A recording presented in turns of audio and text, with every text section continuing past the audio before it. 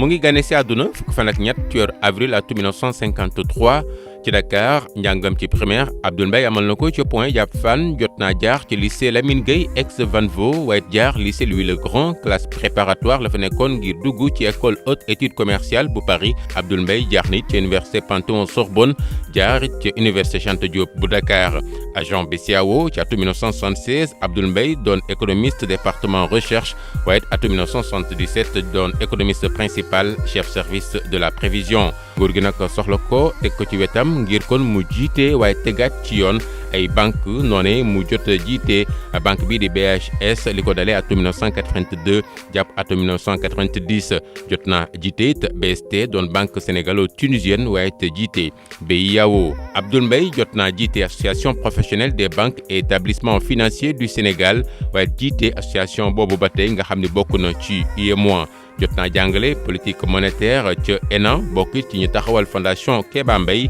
Abdoul Mbaye jot a jiite Attijari Bank gannaaw gi président Macky Sall soxla ko woo ko tabb ko def ko premier ministre loolee am ci ñett fan ci weeru avril atum 2012 doon premier ministre ba ni muy génnee ci gouvernement bi ci 1er septembre atum 2013. Abdoul Mbaye gannaaw gi kon taxawal ab club de réflexion tuddee ko club travail et vertu loole ci octobre atum 2014 ci weeru mai atum 2016 mu taxawal parti bi di Acte Alliance pour la citoyenneté et le travail moom nag jot na dem sax ci élection législative yi ñu génn ci liste joyanti Abdoul Mbaye mi ñuy dalal ci seen émission face to face nee na nag li ko gën a neex ci dundam bokk na ci bis bam xamalee ay waajuram ne day dugg ci école haute études commerciales bu Paris Abdoul Mbaye jot naa doon trésorier général bu fédération sénégalaise bu football jote na jiite fédération sénégalaise d'athlétisme waaye it vice-président comité national olympique et sportif sénégalais waaye it jot a bokk ci commission marketing du comité international olympique. ñu leen nuyu di leen jaajëfal ci teewlu bi seen émission face to face dellusiwaat ñu nekk fii nga xam ne mooy hôtel Fana ñu am mbégte dalal pour la première fois dans cette émission monsieur le premier ministre Abdou Mbaye nekk tamit président bu parti politique bi di Acte gis ngeen ko ci portrait bi Mame Birame Diouf def ci moom ñu koy gërëm bu baax moom Mame Birame monsieur le premier ministre ginnaaw bañ la nuyoo jaajëfal la ci ni nga nangoo suñu invitation ak nag patience bi nga àndal ci yeneen yi ñu bàyyi la nga nuyoo ak sénégalais yi lay seetaan ak di la déglu. li may jëkk a def mooy delloo la nuyu ndokkeel la it ci bés bi nga xam ne bésu journée des femmes la jërëjëf te mën nañu jàpp sax ne semaine bi yëpp semaine des femmes la dëgg la di nuyu it suñu auditeurs yi nga xam ne ñoo faral di topp sa émission jërëjëf monsieur le Premier ministre alors ñu commencé nag suñu première partie émission par laaj la yi nga xam ne sénégalais yu bëri bëgg nañ ko xam ci yow ndax dañu xëy suba rek xamatuma ban date la ci 2012 dégg Abdoul Mbaye premier ministre ñu bëri nag bëgg a xam d'abord yow ak président Macky Sall naka ngeen xamante ba nga nangu charge premier ministre fonction bi. waaw président Macky Sall maa ngi jëkk xamanteeg moom booba yaayama wàññeeku woon ma demoon di ko jaal ci la koy jëkk jox loxo mës nañu toog it benn bés ci bureau waaye li gën a indi ma gën ko miin mooy bi ñu toogee ba 2011 ñu waajal élection présidentielle booba man musuma xalaat ne dina politique waaye jàppoon naa it ne jotoon na ma seet ci candidat yi kan moo ci gënoon programme kan moo gënoon dal sama xel ci li mu doon oote ma jéem ko jàppale as tuut loolu laa def nag ñu à partir de décembre 2011 ba élection yi ñëw waaye jàppale boobu itam musuma ci yaakaar dara ndax ci dëgg-dëgg dafa di doon loo xam ne dama jàppoon ne rek wax na ci man mu daal di ma bett nag bi mu faloo jàpp ne war na ma dénk fonction premier ministre. mais ba mu la woowee monsieur le premier ministre ne la yow laa xalaat pour nga nekk sa premier ministre lan mu nekkoon déclic bi pourquoi nga accepté lan la wax loola convaincre ba nga accepté. waaw li ngay laajte am na solo ndax bu ma waxoon rek kaay nekk ministre ci dëgg-dëgg du ma ko nangu. waaye jàppoon ne premier ministre ndegem yaay diriger gouvernement. di nga mën a am wàll ci jëf. bu jëm ci li mu doon oote ci biir programme am. loolu moo indi ma nangul ko ba pare nag wóolu ko lool itam ci gëm li mu doon oote. yow nga nekk banquier de formation et de métier nga jógee ci univers bu policier ak bu structuré bu mel ne banque ñëw ne sarax ci politique nekk premier ministre sa fonction banquier boobu. lan la yokkal wala lan la wàññil wala lan la jàppale ci nga mën a exercer sa fonction de premier ministre du Sénégal. waaw benn li may jëkk leeral mooy dëgg la banquier laa woon. waaye économiste la. ok banque centrale foofu laa jëkk liggéey. nekk fa économiste principal mujjee fa nekk chef de division. jógee fa nag. ñu dénk ma banque de l'habitat du Sénégal bi nga xam ne dafa amoon ay jafe-jafe. yàlla dimbali ma ci liñ ma ci laajoon mu am. ñu jëlee ma fa yóbbu ma BEAO Sénégal. mu doon banque itam boo xam ne ñu ngi ko doon waaj a tëj. ca laa soppi tur ba sax mu doon CBAO bi ngay dégg tey. jóge fa itam mu am beneen banque boo xam ne naroon nañ ko tëj ca semaine bi ca toppoon sax. muy banque sénégalo-tunisienne. ñu dénkaan ma ko yàlla dimbali ma ci. man nag jàpp ma woon dugg ci gouvernement di politique. waaye mosoo ma gis ma toog ci meeting APR. nekk naa fi gouvernement nekk ci biir gouvernement waaye kenn dégguma ci politique. jëluma carte parti. li ma jàppoon daal mooy li may laaj. mooy liggéey. teg ci yoon gouvernement boo xam ne dafa waroon jëf. lii Macky Sall président Macky Sall doon oote te mu nekkoon ci programme bu ñuy wax yoonu yokkute. loolu nag képp koo xam ne benn jàng nga management. ñaar wane nga itam mën-mën ca loola. ci ay banque yu ñu lay dëkk wala sax yeneen ndax du banque rek la am na sa ilif. am na itam ay organisation yoo xam ne ilif naa leen. ba ca sax fédération de sénégalaise d'athlétisme. yaakaar naa ne bu fekkee ne loolu. jot nga ca jëf ba am ca manager loolu moo am solo li war a jaaxal sénégalais kay mooy koo xam ne politique rek la mas a def musuta doon njiit ci organisation wala entreprise ñu dénk la lu day ni ministère wala leneen loolu bonne question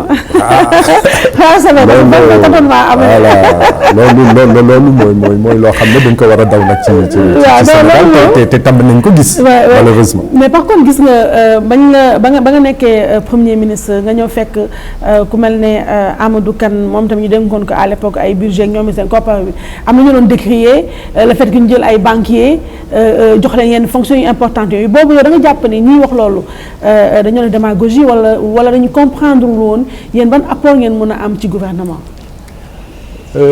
dégg naa wax jooju waaye jàppal na rek waxu politicien la woon. ak itam. ndax bul fàtte ne ca booba. ñu ngi doon oote gestion sobre transparente et vertueuse. c'est vrai. te loolu nag ci dëgg-dëgg boo ko buggee ci alelu jàmbur. dénk ko banquier boo xam ne war na ne mën na ko. ndax banquier moom ngay dénk xaalis. mu war ko yor ni mu gën a rafete ñi doon oote loolu nag. ki ñu bëggoon mooy ñu dellu. ca la amoon. yak man de noonu laa ko gisee woon.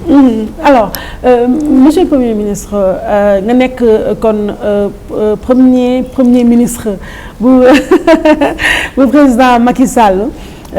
Sénégalais yëpp découvrir la évidemment famille bi nga bokk macha allah ñëpp xam nañ ko sa papa aussi bàyyi fi trace boo xam ne ba léegi mi ngi fii yéen tamit ay doomam ngeen siy jaar je pense qu'il n'a pas de là où il est en train de nous regarder je pense qu'il n'a pas à rougir de sa progéniture et donc Sénégal découvrir la ñu xëy suba comme ça ñu dégg bon avant limogeage bi déggoon nañ amoon nga quelques jafe-jafe ak président Macky Sall mais nañu xëy suba dégg ne Macky Sall dàq na Abdou Mbaye ba léegi nii nag évidemment wax yi bari na si mais dama bëggoon nga wax sénégalais yi bu dee am na benn wala ñaari point yoo xam ne moo waral yaa Macky Sall ci benn instant déggootu leen ba mu décider séparation bi.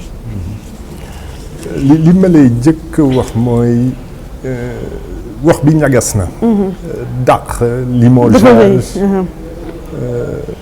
gis nga premier ministre. surtout premier ministre boo xam ne liggéeyal na réewam. am na wax yoo xam ne ci dëgg-dëgg jaaduwul ñu koy génne. waaye li ñu war a xam mooy président de la république day am premier ministre liggéeyloo ko ci ay jamono. mu am beneen jamono bu war a dikk mu soxla leneen. waaye loolu teewul mën na toog ba continuer di déggoo. mais xuloo leen ci dara amul benn affaire boo xam ne moo tax. man li ma jàpp man mooy ni ñu doon doxalee. à la méthode des banquiers. lépp lu ñëw war a tegu ci yoon. ak itam bañ a signé yenn marché yi. loolu moom kenn mënu ko am ci man. ñu génn ca période boo xam ne. soxla woon nañ loola. war a dugg ci période politique. ndax ñu ngi doon waajal élection municipale élection locale. yaakaar naa loolu moo indi président de la république xalaat ne war na jublu ci fal premier ministre boo xam ne bi day doon politique. day politique mais yow naka la waxee nouvelle bi ak naka nga ko accueillir. non man maa ngi fàttaliku dafa tukki woon ñëw ne ma booba samedi la woon yaakaar naa wala ajjuma ci guddi mu ne ma dimanche bëgg naa ñu mën a gisee. ma ñëw ci moom ca booba la ma ne jot na ma soppi gouvernement. soppi boo xam ne day doon soppi bu yaatu. te mu war a doon nag itam soppi boo xam ne day yóbbaale premier ministre. ma daal di ko tontu ne ko loolu daal benn problème amu ci. ma dellu si rek ci li nga xam ne lii waxoon naa la ko. bi may fal au départ. ndax booba bi ñu ma oowee ba ne ma laaj ma ndax nangu naa ma ne la nangu naa waaye maa ngi lay xamal ne ëllëg. bu fekkee ne jàpp nga ne war naa bàyyi. dinaa bàyyi te du tax. mu dara ñaaw. alors monsieur le premier ministre ba nga nekkee premier ministre ba ni nga fa jógee est-ce que am na benn action boo xam ne bon je veux pas wax ci affaire bilan mais lan nga gën a fier ban mesure nga jël. boo xam ne mesure yi nga jël yëpp moom nga gën a fier da nga jàpp ne bii dafa impacté positivement ci dundinu sénégalais yi te boobu yow yaa ko dafa porter sa empreinte. lii nga xam ne yaa ngi ma koy laaj. jafe tontu ci xaw na jafe. lu tax mu nar a jafe moo di gouvernement benn la. waaw dafa yaatu. ñëppay ànd. dëgg la. le gouvernement de la république. il est collégial. saabu du fóot boppam te du ma jël loo xam ne ñoo ànd liggéey ko. ñoom akimoo ko d'accord naa waaye boo ma laajee gouvernement bi.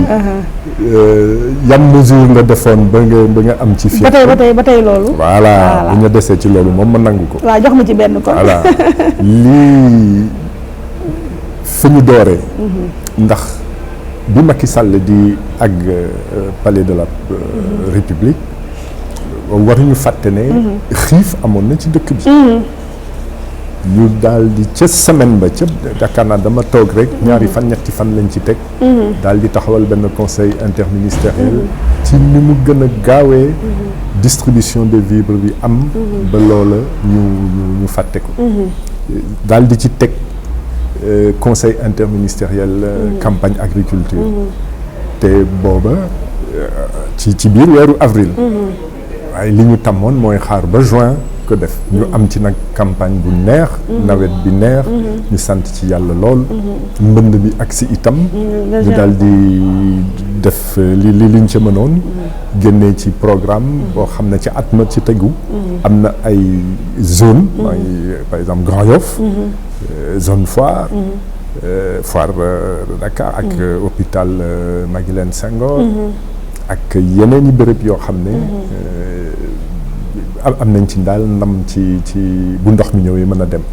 ak alhamdulilah yeneen yu bëri ba tax sax ma daal di bind benn téere bi ma génnee primature moom laa jëkk a def.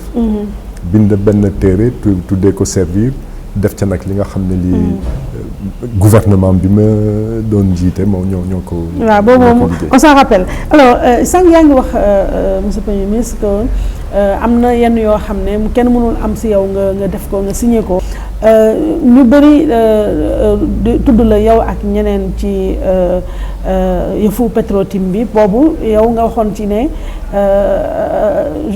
ni ko mën a waxee daal dañ la nax. que da nga signé nga mais la nga signé xamul la ci nekkoon dañ koo nëbb am nañu ko nëbbee ba nga signé loo xam ne boo xamoon ne nii lay demee doo ko signé foofu nag man ak ñeneen dañ jàpp ne lu oyof nga wax foofu noo ko mën a expliquer Sénégalais yi. xam nga décret. moo indi Petro-Tim ak Aliou Sall mën a jot ca permis exploitation pétrole bi ñuy wax. décret décret président la du décret premier ministre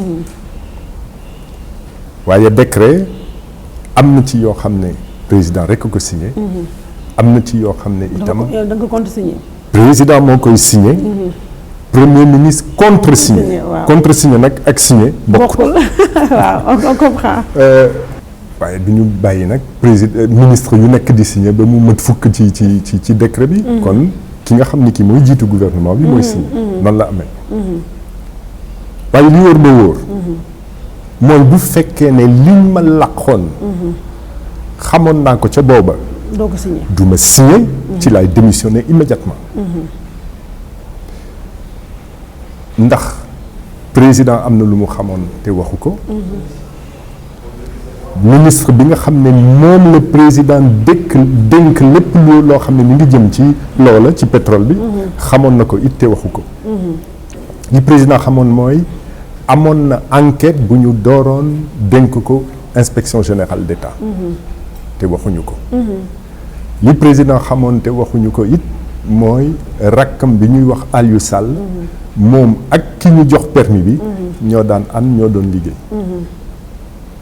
ci kaw loolu ministre bi nga xam ne bi président Macky Sall ci décret bu ñuy wax décret de répartition de services moo ko dénk lépp lu jëm ca pétrole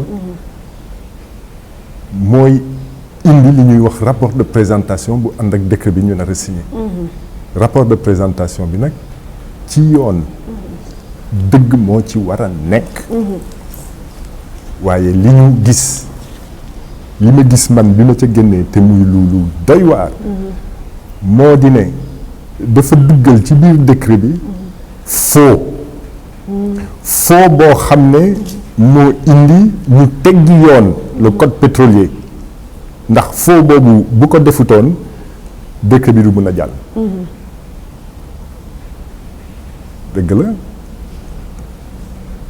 ni koy tubaab di waxee peut-être excès de confiance naïf waaye liggéey ak sa président de la république nga def ko confiance liggéey ak ministre boo xam ne mu ngi bokk ci gouvernement bi nga def ko confiance et loolu c'est de la confiance républicaine c'est le fonctionnement de l'État waaye bu fekkee ne saa yu dara ñëwee ñu ne président ndax wax nga lépp nga gëstu seet ministre bi ndax fënd loolu du sotti d'accord léegi su ma ñëwee ci beneen sujet ba tey ci sa compagnonnage ak président Macky Sall est-ce que rëccu nga li nga ànd ak président Macky Sall wala seen compagnonnage am na lu mu la yokkal wala lu mu la yàqal si c'était à refaire est-ce que di nga ko def ou pas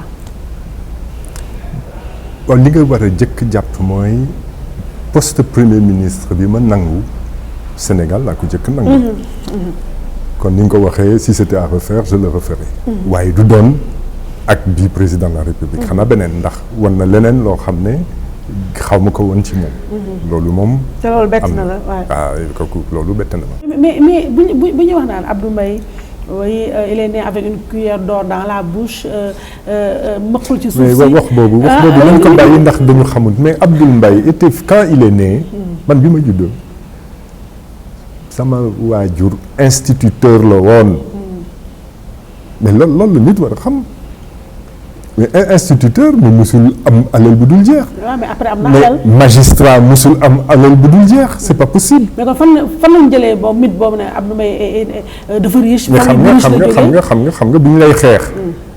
li ñu jëkk seet mooy défaut. kii de sàcc la Abdoul Mbaye de fenkat la. loolu yëpp duñ ko mën ñu ne dafa de costume yi dafa rafet dàll yi dafa rafet lu ma ci mën. dafa tubaabe. lu ma ci mën.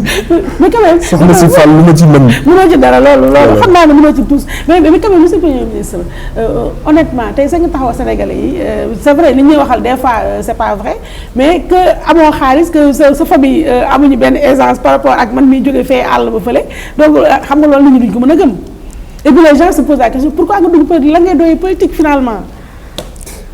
waaw mais loolu nag di li nga xam ne moom la ñu war a soppi ci politiku Sénégal ndax ki wax loolu dafa jàpp ne politique ku amut alal te ñàkk moo ko war a def ba am ca alal lu politique du loolu man de ni ma jàppee politique te ñu koy doxal tuddee ko politique autrement mooy booy politique da ngay jàpp war a liggéeyal sa réew war a liggéeyal sa askan fàtte sa bopp mënu bàyyi di xalaat ne ku am ba noppi waroo politique ndax jàpp rek ne politique ku ca dugg da nga ca war a am duggal sa poos loolu du politique loolu dëgg la loolu d'accord daal exactement léegi mu ñëw ci beneen sujet bi monsieur le Premier ministre mooy te léegi sa nekkaat na ci actualité mooy traque des biens mal acquis aujourd'hui yaa ngi dégg affaire Aïda Ndiongue sama bàjjen boobu que ñi ngi naan non am na non-lieu après le lendemain procureur ministre bi génn non il reste encore quelque chose donc ci traque des biens mal acquis est-ce que am na benn responsabilité même bu dee minime boo xam ne yow en tant que banquier wala en tant que Premier ministre amoon nga ko ci cette affaire de traque là de biens mal acquis. gis nga traque de biens mal acquis bi àndoon naa ci biir programme bu Macky Sall. ok ndax jàppoon naa ne. réduction des comptes Sénégal soxla na ko woon. waaye nag en tant que banquier man dossier day nëb. ba soog ca jéem dara. waaye jóg rek ne diw li mu am teguwul ci yoon te amoo preuve amoo élément dossier. boo demee ba ci yàgg lii nga xam ne lii dund nañ ko ci dossier bi nga tudd nii mën na la gaañ. yoon bi nga xam ne bii buñ ma bàyyi woon man. ma gérer boobu dossier. lii ma naroon a jëkk a def te ñu waajaloon ko sax mooy constitution de dossier. enquête yu wóor. enquête u Sénégal enquête internationale. ba dossier yi mat. nga soog a xam kan ngay topp kan nga dul topp. waaye li ñu mujjee gis mooy dafa mujjee doon bataille politique. c'est ça. loolu nag moom mën na indi dara mën na indi leneen itam. mais xam nga sax yaa ngi naa bu ñu la bàyyi woon donc à un moment donné bàyyi ñu la woon nga def li nga xam ne moom nga. c'est clair mosoo am na loo xam ne gisoo ma ci. ci benn dossier daal laa jóg te loolu sax nekkutoon traque des biens mal acquis. mooy dossier du Dubai Port World. oui. ndax foofa dafa amoon erreur bu grave erreur comptable boo xam ne waa Dubai Port defoon nañ ko. loolu moo indi chèque 23 milliards et quelques yooyu. ma mën ko jël ci ñoom ba indi ko. ok ça marche alors ba ci des monsieur le Premier ministre ñu ubbi nag page acte di sa parti politique parti la boo xam ne ba nga génnee ci gouvernement bi quelque temps après ci nga ko créé ba nga créé nag ñaari raison la Sénégalais yi jàpp après yow yaa may wax ban moo ciy dëgg première raison bi mooy sa revanche nga bëgg a jël ci président Macky Sall. beneen raison bi mooy finalement dugg nga ci politique comme un cheveu dans la soupe nga dem ba ci biir virus bi dugg la nga ne mais si les autres y arrivent pourquoi pas moi ñaar raison yi ma la wax ban moo ci dëgg wala yaa ngi une troisième raison. dinaa la génneel raison bi raison bi nga xam ne bii moom nga war a jàpp. waaye. am na loo xam ne lii itam war naa la ko leeral. mooy génnuma gouvernement bi rek daal di taxawal parti politique. waaw c'est vrai waaw. bi ma génnee ci gouvernement bi man li ma jëkk jàpp waxtaan ci ak président Macky Sall mooy dinaa la jàppale ci yeneen i anam. taxawal benn club de réflexion.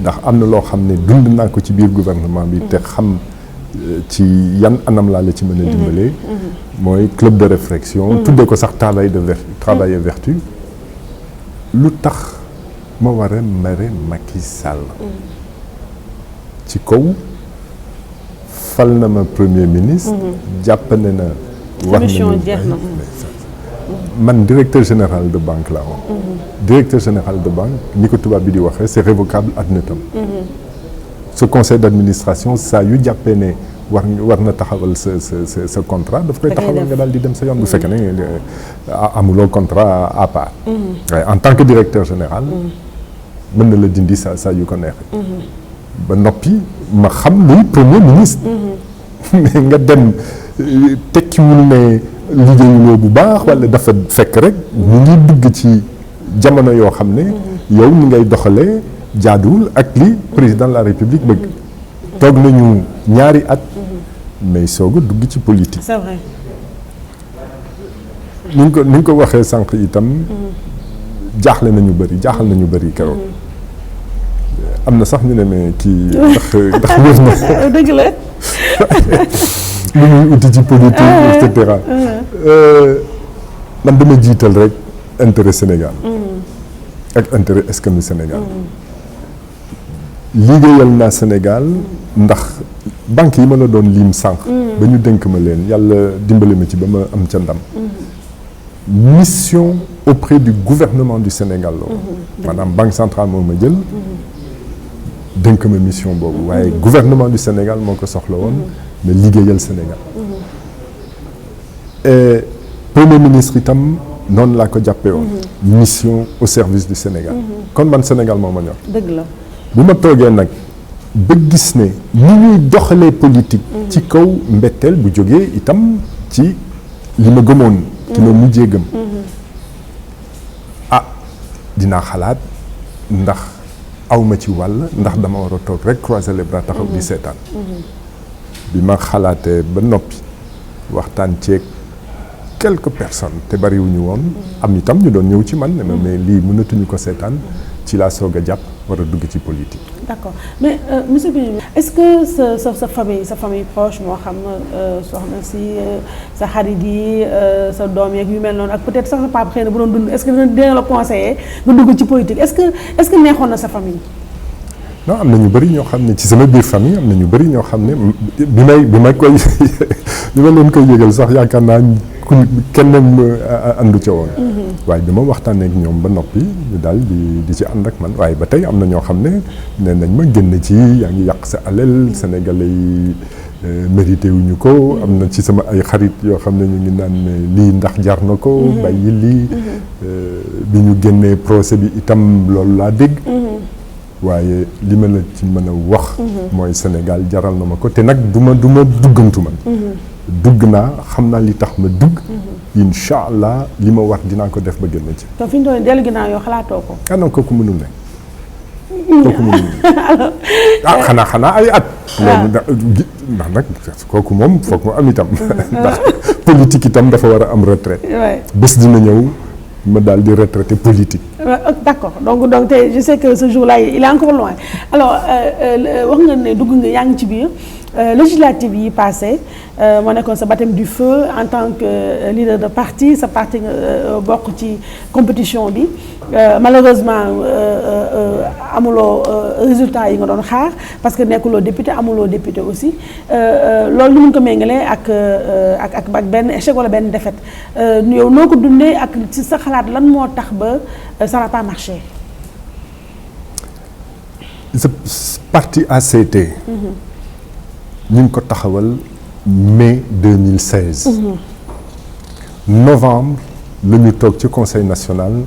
di waxtaan ndax dañu war a dem législative wala déet boobu parti bi presque taxawut. ndax ba fii may wax ak yow ay structure provisoire la ñu am ñu ngi jëm ci waajal benn congrès. ok. ñu daal di jàpp ne ndegem élection yii di ñëw mu doon élection législative. ñooy élection yi mujj balaa 2019. am na solo ñu bokk ca. ba am ca jàngat. ok kon ñun. échauffement la woon quoi. échauffement la waaw góor waay suñu bokk ci élection législative yi échauffement la woon njàngat la woon moom la ñu jiital ak itam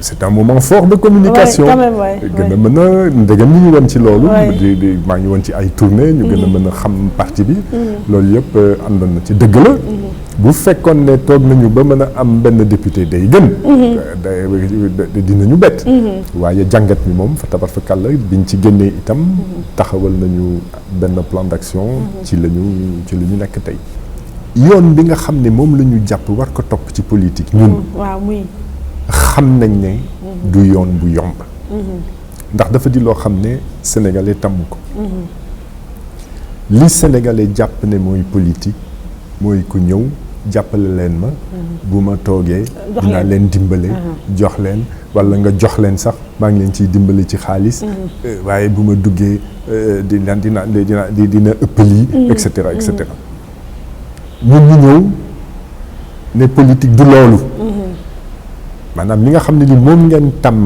ba jàpp ne loolu mooy politique politique du loolu politique mooy lan mooy nga jóg bañ a jàpp ne politique moo lay dundal wala war a dundal yow ak say mbokk waaye yow yaay dundal politique jiital nag ci biir njëriñu Sénégal njëriñu askanu Sénégal te politique yeete la te xel li mu jàpp nga jëlee ko fa du yomb kon nag nangu nañ ne itam liggéey bi nga xam ne ñu ngi ci politique bi nga xam ne bi jàpp nañu war ci yëngatu jàpp nañ ne du gaaw a indi résultat xam nga buñ ne Abdou Mbaye banquier ginnaaw ga am nañu ne nga baal ma Abdou Mbaye dafa nay Sénégal dañu tàmm ñun nii mooy ku bëgg jatu mi su bëggee sunu voix ñoo may ñu xaalis di jox ñu saaku ceeb jox ñu diwliñ ku la jox diwliñ comme ni olof di wax ku la jox ndékki boo déggee añ nga gëm ko mais yow monsieur le premier ministre dañ ne xëy na sa formation banquier bi ak tamit li nga xaw a nekk tubaab tuuti moo tax ba tàmmoo ñun réew mi dañu tàmm kuy politique ku bëgg sunu kàddu dag ñu may xaalis dag ñu kii mais yow loolu nanguloo ko def xaw ma nag nanguloo ko def parce que xamuloo ba tey ne ñun Sénégal fii ñun noonu la ñu xamee politique wala boog effectivement li mu ñu wax Abdou Mbaye dafa nay loxo bee dagg loxo bi fi la dagg loolu dégg nga ko. xam nga li ma lay jëkk a wax mooy ku taxawal parti politique munoo nay. c'est impossible parti politique fii ci Sénégal impossible ndax bu fekkee ne benn nga tamoon.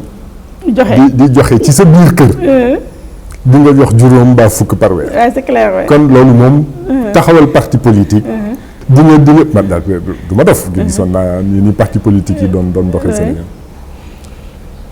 waaye boo ca duggee li ngay gis dina wees sa njortu fuuf c'est clair kooku di benn ñaareel bi ñun bu fekkee ne jóg nañu di oote politique autrement beneen façon yi politique ndax politiku xaalis politiku ndaxaate la ñun politiku xel ak politiku conviction la ñuy oote wax naa doo nag toog di jënd ndax loolu la ñu def dañuy jënd nit yi dañuy jënd vote achat de conscience ñun loolu la ñuy bañ taxawal ligne politique te nag man duma ne lii ba pare di def leneen te ma lami bu waxee ca lay ne kon politique bii nga xam ne moom la ñu jàpp ne moo mën a defar Sénégal defar jikko yi defar koom indi koom itam moom la ñuy doxal te duñ ca wàcc waaye nag booy oote meeting da ngay loué 6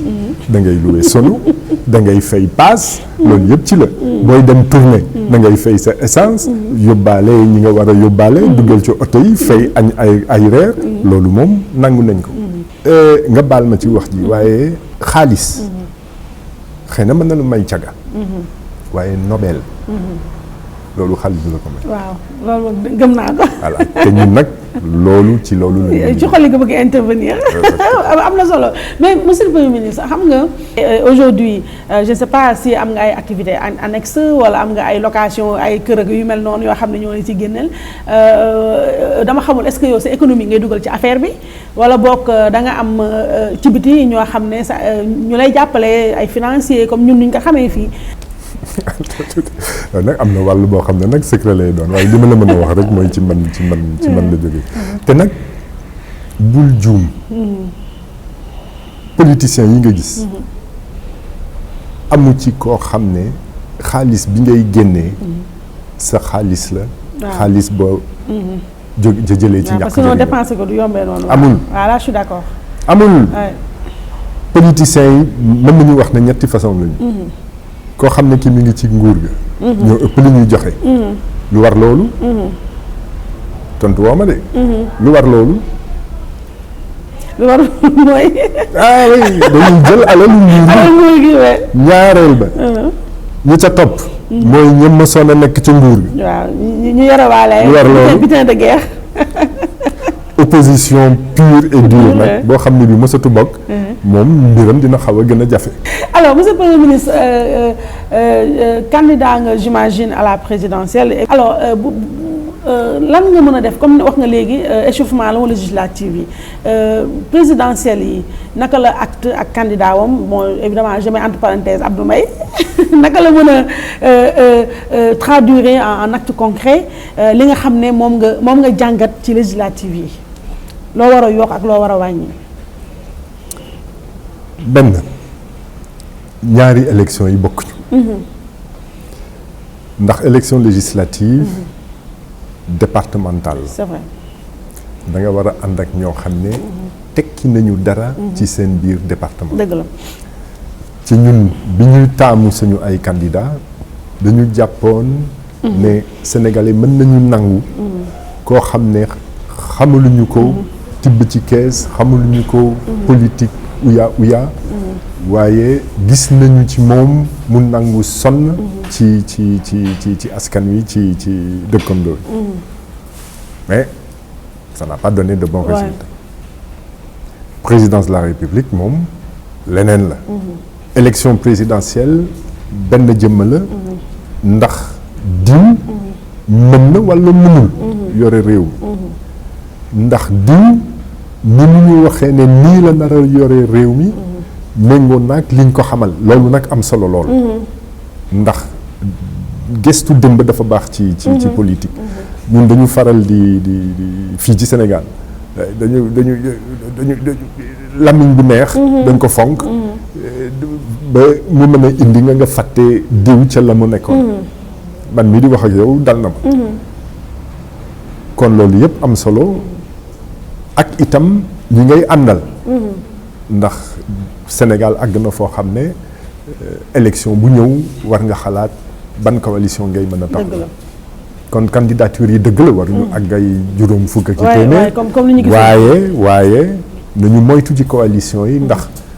bu Abdoul Mbaye taxawee keneen taxaw Abdoul Mbaye ne bàyyi naa yow la ñuy jiite ci coalition am na ñoo xam ne Abdoul Mbaye lañ doon jàppale waaye bu ñu déggee loola dañuy daal di jàppale keneen Ouais, c'est clair, ouais. Voilà, moom la tubaab di wax ne le report de voix n'est jamais à 100%. Ouais.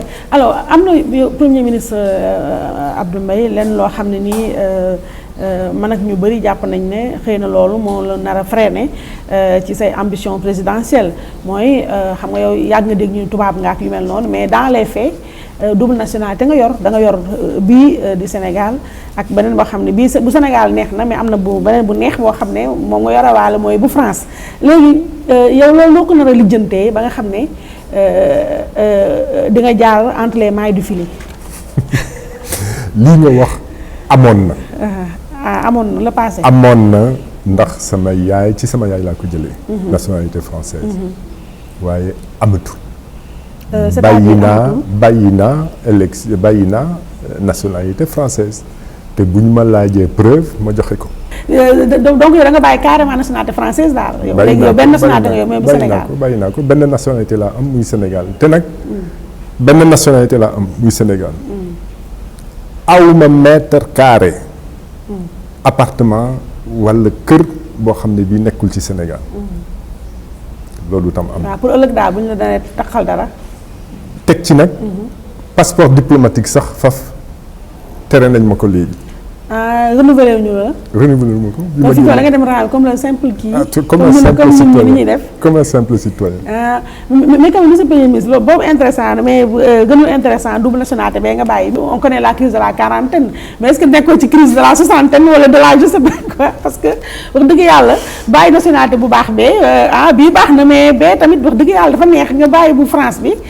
dugg ci aventure boo xam ne parce que lii aventure la ndax wax dëgg yàlla dara wóor la ne di nga nekk président fii ñun li ñu tàmm mooy ay yéen ñu bees ñi bi ngeen ñëwee ay 0 nangam sangam ngeen am mais bis boo fa amee 0 nangam sangam fekk yow bàyyi nga sa nationalité bu baax bee après voilà est-ce que loo jarul tirer balle dans la tête carrément décédé benn yoon. non gis nga li am solo.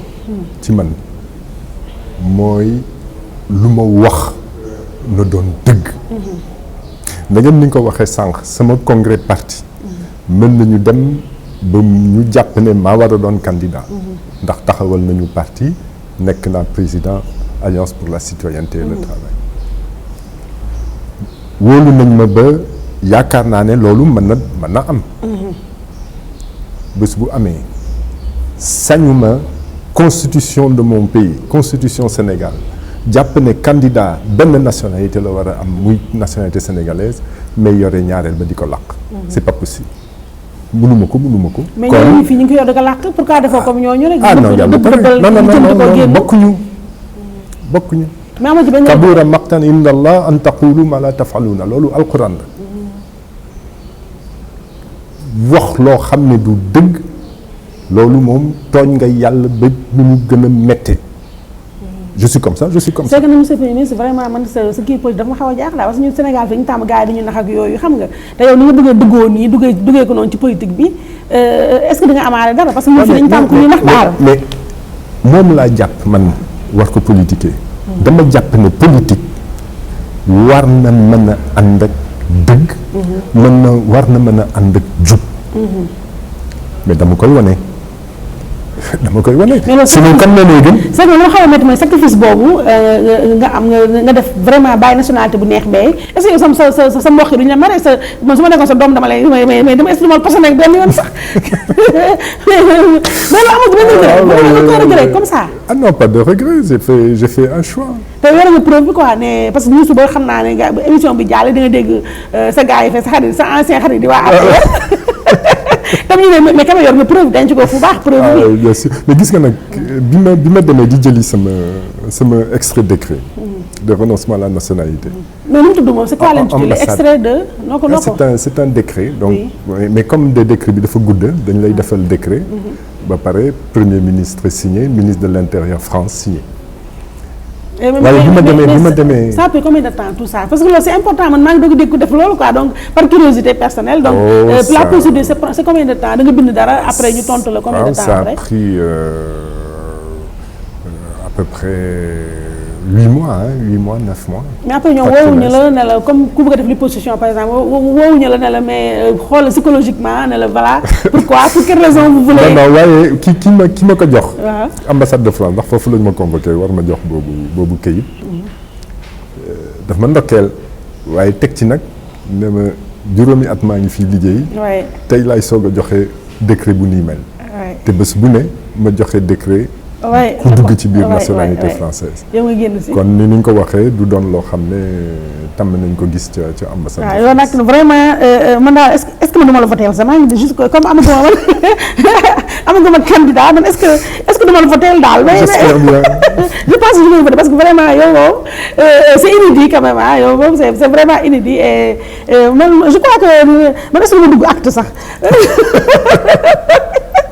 bismillah. non je pense que je vais réfléchir daal mais ba ca des mooy sànq yaa ngi koy junju benn procès affaire divorce vie privée donc est-ce que dëggantaan mën nga jàpp ne nit dina tuutee noonu homme politique pour xeex beneen morom homme politique am mu manipuler vie privée am wala c'est réellement quelque chose boo xam ne Macky Sall ak ñi mu ànd seen yoon nekk aussi xëy na c'est quelque chose qui vous concerne vous et votre ancienne épouse.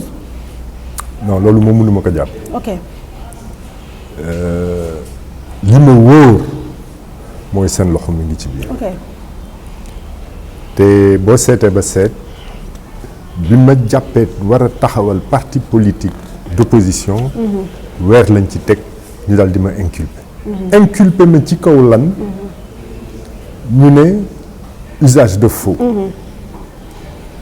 te procureur de la République ci boppam du loo xam ne man maa ko wax moom moo ko wax jàkkaarloog télévision yi mu ne soxna si dafa indi document juum na ci sax waaye ba tey soxna si dafa indi certificat de mariage Abdoul Mbaye indi certificat de mariage ñaari certificat yi ute ma daal di topp Abdoul Mbaye kooku ndigal la topp c'est clair justice Sénégal royukaay la woon ci Afrique waaye am na ci wàll boo xam ne te sañ naa ne le parquet en particulier il est manipulé politiquement mais boo xoolee Karim Wade xool Khalifa Sall ñi ngi xaar verdict de 30 mars daf lay firndeel ci li ngay wax mais évidemment il est manipulé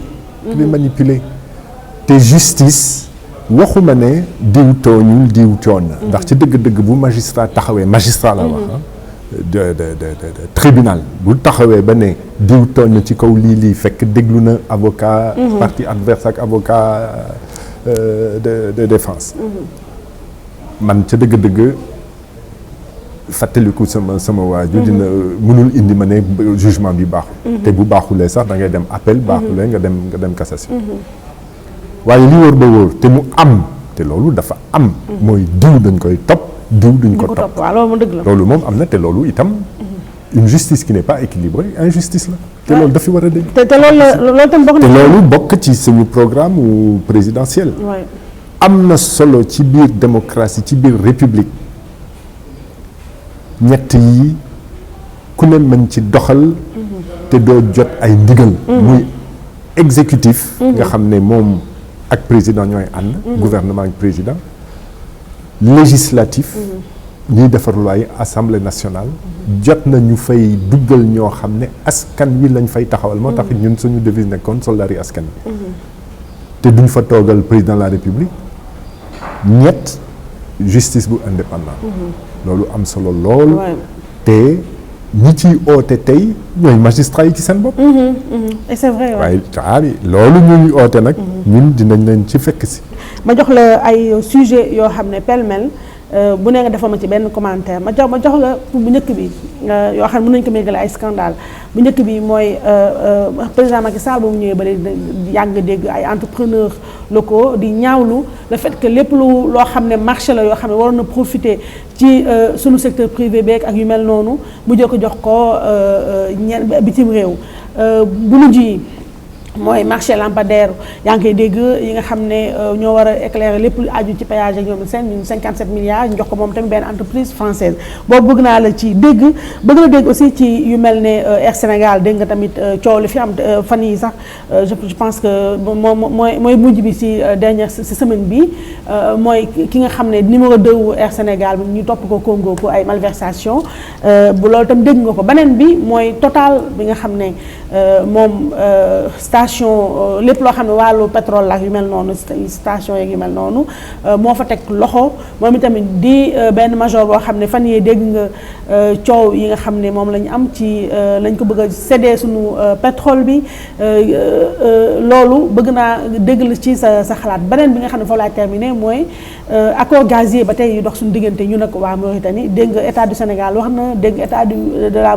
enfin république islamique de la Mauritanie wax na donc li ma la wax nii yëpp pêle-mêle bëri na mais dama bëgg rek xam naa ne mën nga synthétiser parce que banquier nga bi ci jiitu ci lampadaire yi dafa am volonté politique boo xam ne Macky Sall nekku ca ci yoon xoolal li chinois yi di def bépp marché boo xam ne jox nañ ko par exemple ñi jënd ñi leen di jaay avion dañ ciy daal di seet li nga xam ne lii entreprise chinoise yi mën nañ ko liggéey lampadaire yi jël nañu marché bu noonu mel jox ko benn société boo xam ne Fond Roche la tudd marché ba mët na ñaari atu chiffre d'affaires société boobu te lampadaire yomb na defar poteau ak suñu artisan du fer mën nañ ko defar fil électrique ci biir lampadaire ak batterie bu fekkee ne solaire la mais loolu am na lu bëri loo xam ne ay artisan sénégalais mën nañ ko defar waaye nag day fekk yow nga jàpp ne loolu moo war a doon sa politique te du rek war a neexal entreprise étrangère nga teg ca Air Sénégal International metti na lool ñuy taxawal entreprise nationale ñetti contrat ya fa nekk di contrat expatrié directeur général ak chargé communication ak li ñu am ci compétent yu jëm ci mbirum aviation te nag lan lañu gis jël nañu 40 milliards génnee ko ci jëlee ko ci caisse de dépôt et de consignation di ko pasare ndax ñu ngi jënd ay avion jënd nañu ñaari avion yoo xam ne ay ATR lañu du avion yi gën pour kii régional moom am ñu jot du dugg ci waaye du avion bi gën ci li nga xam ne lii moom la ñu jàpp ne moom la war a def teg ci jënd ñaari avion A330 Neo mais société boo xam ne taxawagul këyit yi mën a tax sax muy dawal ay avion amagu ko ngay créer li ñuy wax surcapacité mën nañ ko wax tey 40 milliards yooyu réeram yàqu nañu te compagnie bi ci boppam yaakaar naa day mujjee daal foo joxee permis Petro-Tim sañ a jox permis Total waaye nag na tegu ci yoon détails yi nag ci dëgg-dëgg awma leen waaye Total moo gën a yelloo ñu mën ko jox permis ndax def na ko feneen que Petro-Tim boo xam ne capitalam en tout cas capitalu Petro Asia bi doon yaayu Petro-Tim 5 millions de francs CFA maanaam loo jëndee benn auto tout venant de France le vrai scandale ñeenteel ba mooy accord gazier yi Sénégal Mauritanie accord gazier bi am na solo bu fekkee ne gaz bi dafa am wàll bu nekk ci Mauritanie am wàll bu nekk ci Sénégal ñu mën a déggoo ba seet naka lañ koy exploiter gis naa li ci suñu benn morom wax ci opposition bi ñëpp di dal ci kawam mais sañ na ko ndax confiance amatul njuut njaay bari na ci kon yoon la dëgg la ñu posé wu question ngay xam ngay waxtaan ak sa askan ne leen lii kat am na lii moo tax ma signé lii laa ko signé waaye non lii yoon jàpp mooy dafa war a dem assemblée nationale ku fa nekk assemblée nationale maa ngi ko doon lire keroog Birahim Seck moo ko génnee kooku jàmbaar la moom mu ngi xeexal askan bi mu ngi génnee ne bi ñuy laata fal Aliou Sall directeur général caisse de dépôt et de consignation dañu jëkk a génne loi boo xam ne génnee na caisse de dépôt et de consignation ci lépp luy doxal marché public loolu lépp lu tax ay nañu wax kon assemblée nationale bu ñu ko loolu itam c'est un problème alors mooy malgré scandale yooyu yëpp nga xam ne chaque jour benn bu bees génn te bu génn nga taf sa gémmiñ mu écœuré askan wi gouvernement bi moom mi ngi tagg boppam mi ngi naan taux de croissance bi yëg na fii toll na fii nangam Sénégal mi ngi naat après ñu tegal ñu si ay PUDC ay CNU ay affaires yoo xam ne nii vraiment c'est des concepts complètement creux des slogans ak yooyu donc yow gouvernement bi état bi dafa ñu day fay suñu xel wala dafa foog nañuy nelaw wala daal nu mu demee noo ko jàngatee. ci gàttal bépp sénégalais boo xam ne dund na naataange bu yokku ci moom ak ci njabootam na voteel ñi képp koo xam ne nag yëguloo ca dara wala fi nga nekkoon démb tey mu yées voteel keneen man de loolu laa ci mën a. c'est formidable fi ma jeexalee nag mooy fan yi maa ngi dégg Sénégalais ñi ngi dégg sa diggante ak Bocar Samba Dièye mu jàpp ne am nga benn rôle boo joué ci li ko dal nii xaalisam bi banque bi jël ak yooyu foofu rek nga loo mën a leeral Sénégalais yi. li ma ci mën a wax mooy ki bindalu loolu ci benn site. C'est un second couteau. Ok.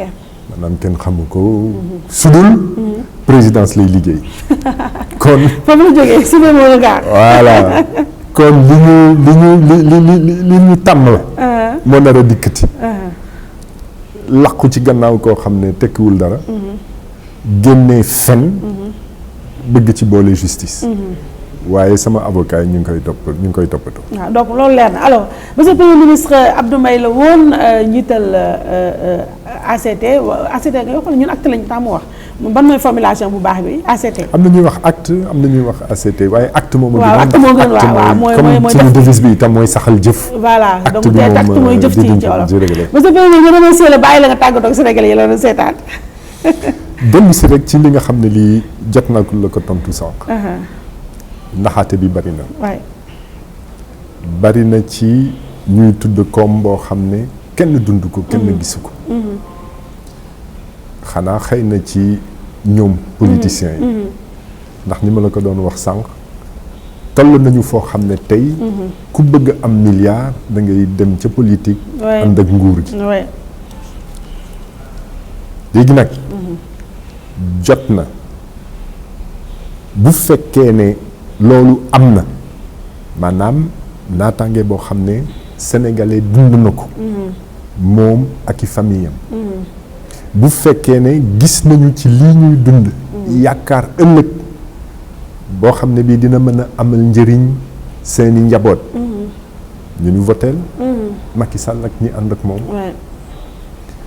waaye bu fekkee ne dund nañu leneen jafe-jafe ci jàng jafe-jafe ci dépense jafe-jafe ci secteur yu ne daal la mën a wax bu boobaa nag nañu xam ne soppi jot na waaye muy soppi boo xam ne doo jël politicien professionnel teg beneen politicien professionnel jot na ñu soppi ni ñuy taamoo ay njiit ci kaw élection na ku ne uti sa carte gànnaayoo ko ba pare nag booy voté nga seet koo xam ne nga voteel koo xam ne ci li muy oote ci jëfam démb ci démbam dina la wóor ne bés bu toogee lii njëriñu askan wi lay jiital njëriñu réew mi lay jiital en tout cas c'est un très beau message c'est vraiment un très beau message. ñu lay remercier bu baax monsieur le premier ministre Abdou Mbaye pour évidemment ni nga nangoo ñëw waxtaan ak sénégalais yi ñu gën la xam pour ñu la doon dégg te miinuñu la ñu foogoon ne tubaab nga déggoo olof sax wala sa olof bu xaw a choco la xam nañ olof yi ngay làkk olof barkaati démb la donc vraiment c'était un réel plaisir ñu am la ci sunu wet di la jaajëfal di jaajëfal aussi ñi ñu seetaan jiital ca nag sunu partenaires yi ñu nekkal di waa hôtel Fana maa ngi doon gis seen Jules ma koy nuyu jox ko sama nuyoo mu jàllaleel ma ko ci njiital hôtel bi ñoom colonel Lam ak soxnaam ak i tamit personnel lu hôtel bi di jaajëfal bu baax a baax tamit sama rakk bijou si borom tuuti création ci kimono bi mu génn ndax nee naa tey comme premier ministre laa amal affaire foog ma xaw a defanteeg moom ndax moom comme sañsakat la foog nga xam ne ci tout niveau bi donc bijou jàpp ci combat bi mooy tudd création mi ngi fii ci Almadi ba nga nuyu bu baax sama rakk jooyu ñëpp xam nañ ko soxlawul publicité ndax baax defkat yu baax la di nuyu bu baax aussi ak Fon sama xarit sama sœur Mado Diaw xam ngeen ko bu baax ci Futurs Médias borom glam style by Mado mu ngi foofu ca Liberté 6 extension moo ma defar mèche yi nga xam ne mosuma ko def donc loolu yëpp nag bu defanteeg premier ministre rek la du ma def ko combat bi si jàpp bari na ndaxte fu ne laa génneel ay nit daal pour rek ma xaw a tenir un peu la route pour bañ a daanu donc vraiment maa ngi fóon ñoom ñëpp di fóon nag bu baax a baax nag sama équipe bi Jatu Ndiaye yaa ngi noonu sama doom nga dend ak nag ab dend ak ma dem gisee ma koy fóon moom i tamit alaaji Mor Xarma mi ngi noonu ci wet gi ca ginnaaw ci lumière yi Mamadou Dia du nuyu nag bu baax a baax Joséphine ak ki nga xam ne mooy Marie Gueye ci production Marie Gueye Dieng madame Dieng